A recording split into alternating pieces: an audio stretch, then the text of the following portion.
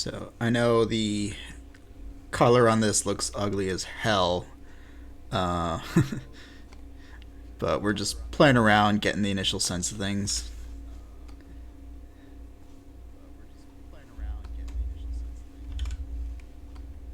Oh, did I not flat that?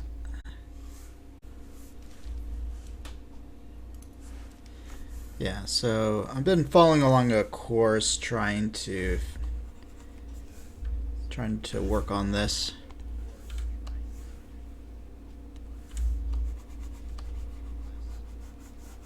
Let's see.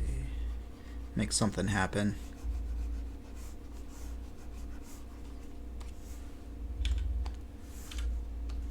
Let's. Oh yeah, it's gonna be hard shadow.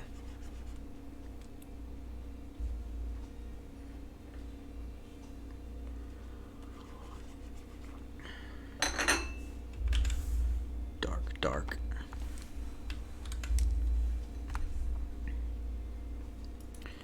I need to play up the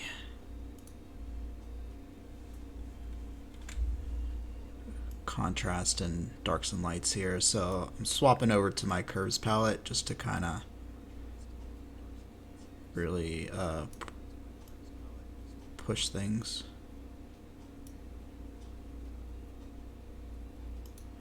Let's see. Yeah, I think that works better. And because all of these different swatches are on the same layer, I can adjust them all at once.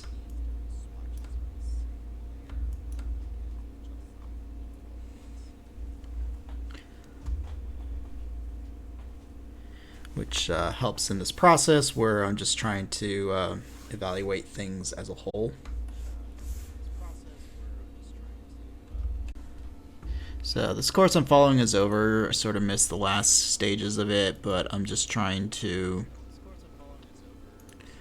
follow the steps and give his process a fair shake, even though I would probably personally jump through some of these.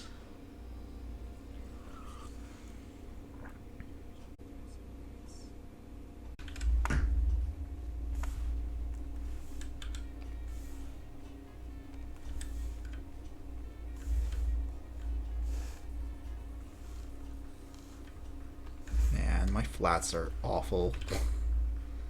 How did I F this up so badly?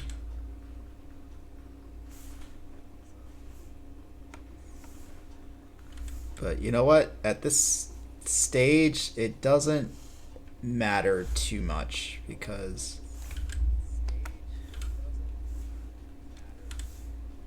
But yeah, if I were having to look at the flatting on this professionally, I would be kind of shocked.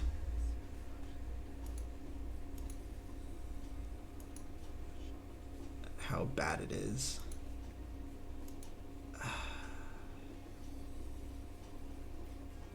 What is this? Option. I haven't had to futz with something like this before. Let me look this up. Learning as we go.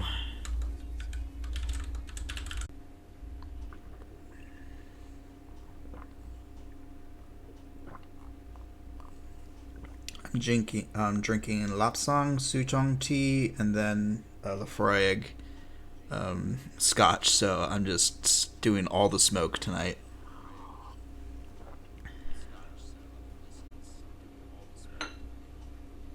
Without actually smoking.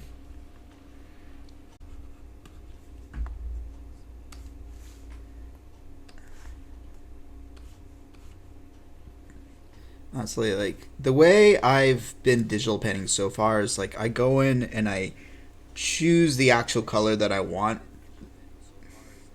or I'll like mix my colors digitally. This painting color on top of black and white, I've never been all that satisfied with because I hate how the color choices happen.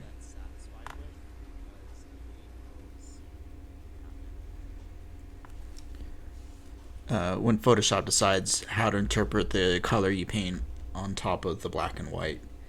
Maybe I'm using the wrong blending modes. I don't know what other people use.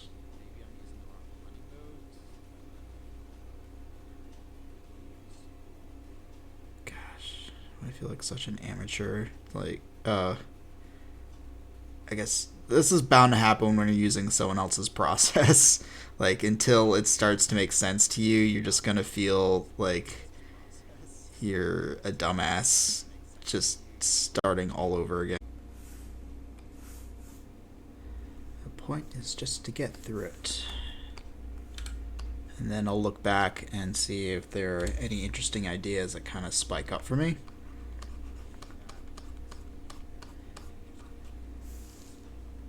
Though I feel like I kind of painted myself into a corner, pun intended, because I sort of predetermined the light sources and like all this stuff kind of ahead of time, and everything was built around the assumption it was going to be like this cooler moonlight with a warmer yellow, which is yellow the flame, which is going to force your hand on a lot of the color options, which I don't think was quite the intention of this course, but I'm stubborn and set in my ways, I guess, so I just kind of went with it.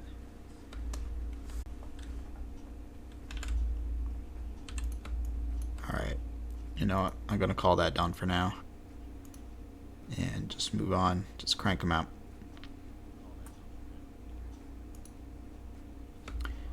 I need to replace this one because I kind of, yeah, I like it.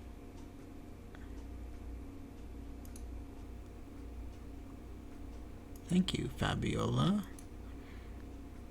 I like it when people like my posts because it means algorithms pay attention to me a bit more too. Okay, I'm looking at how they're using this color in the movie clip there, or the video clip, so I'm trying to kind of copy their usage of it. I think that'll actually work out better. So this like more green tone here is the light.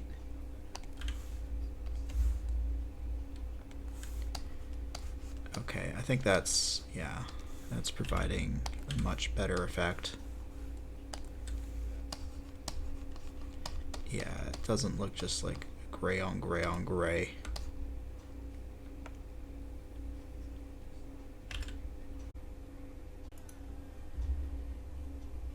I'm just gonna trust it for now.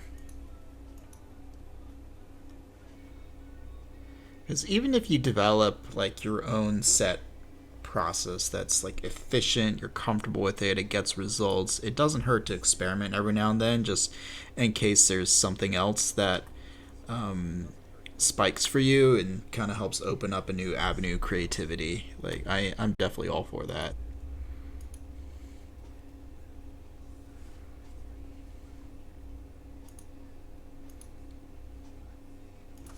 Alright, I want to try adjusting this so that I turn the whites slightly gray so that they do pick up some color tone.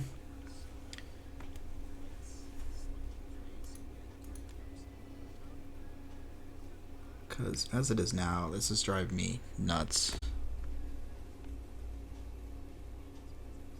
Is this going to show it better?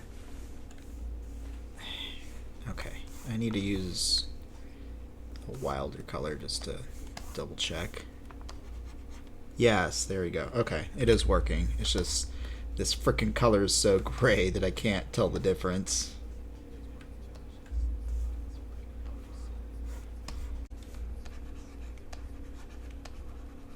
Alright, but yeah, that's better.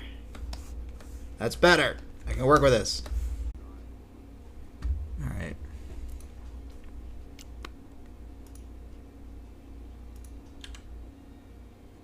But time to move on.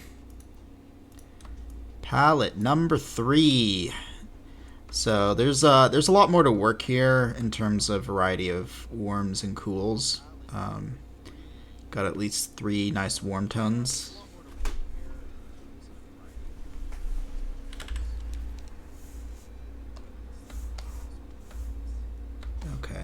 see what we can make happen. I mean, like this time of night in the city, I just love. It's so beautiful.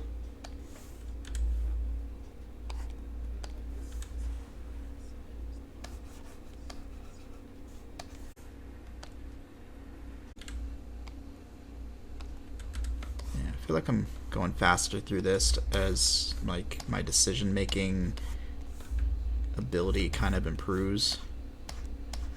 Like learning how to read the still better. Yeah, that really makes it sing.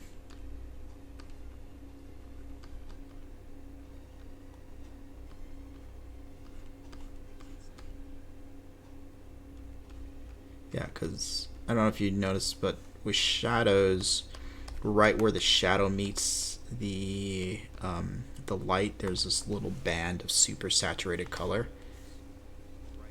You go out into sunlight, you can especially see how this comes into effect. Like for me, I don't know about you, but I'll look at my shadow on a pavement on a sunny day. On one side, I actually see like bands of color, like the rainbow, and one side will be the cool tones, on the other side will be the warm tones.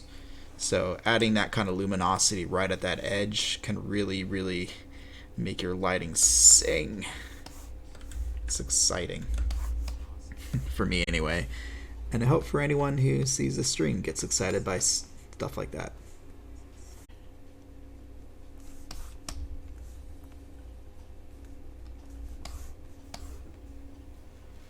You know what? Like this richer blue. Yeah, I like that. That looks nice. See if I can work that same blue up here. That's another good tip. When you're painting, just move your colors around. Like if it appears one place, make sure a little bit of it gets worked into other areas. It kind of helps tie things together, makes it look cohesive. And when you're using real paints, that kind of naturally happens just because, you know, your brush isn't 100% clean, so it's going to pick up a bit of the color of the other.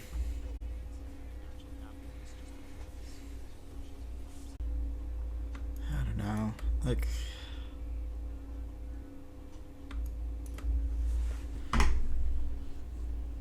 this whole process with the black and whites, I'm just, I don't know, it's a little odd having to really make sure that my values are going to translate into colors. Like, it just kind of crap, like f's with my brain a bit. Still not sure how I feel about it.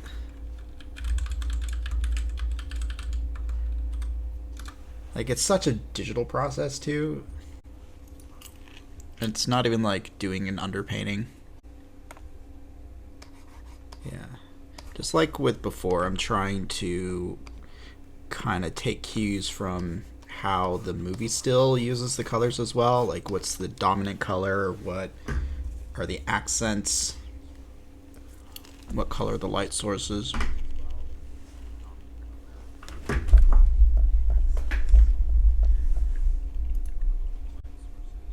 Oh, yeah. Now I finally get a nice juicy freaking red to like drop on this cape like I always wanted.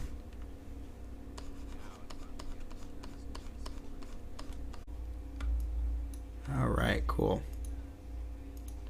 Wrap it up, on to the next.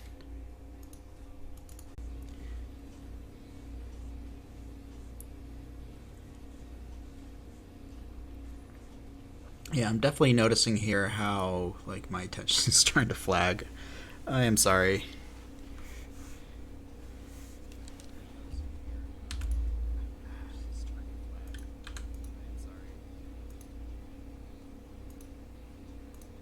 Okay, we're almost done though. Just the last one. And then I'll... Smartest thing to do is to walk away from this and then come back to it. And then kind of see what I'm working with, just so my mind's fresh.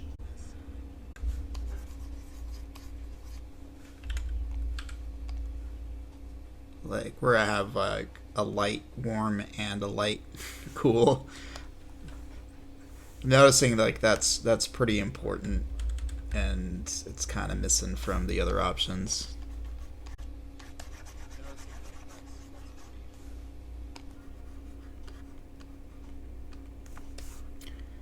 Okay, yeah, making that lace collar bit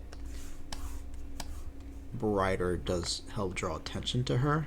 So I think I might carry over into a final. She doesn't need green hair.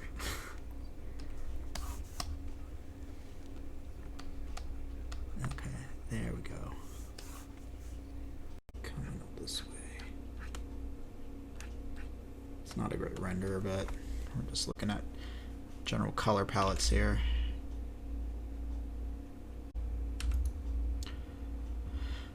Okay. Alright, I made the whites darker. I think I want to make the blacks a little lighter,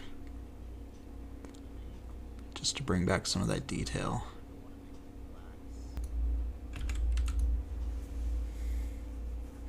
Okay. I'm going to leave it here for now, and I'm going to come back to this. So I'm going to look through my different options and kind of see if there's anything I like in any of them.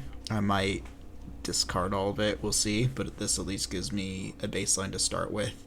And I will keep working on this, and I will let you know any updates there are. You can follow me on Instagram at Instagram/NealTse, NealTse. I'm also on Facebook under the same name. Pretty much that's just my name. I'm the only one. NealTse.com is also my primary portfolio, so you can follow me there as well. So I will see you all, and I hope next time around we make a lot more progress on this and really bring it together. So I'll see you all later. Bye.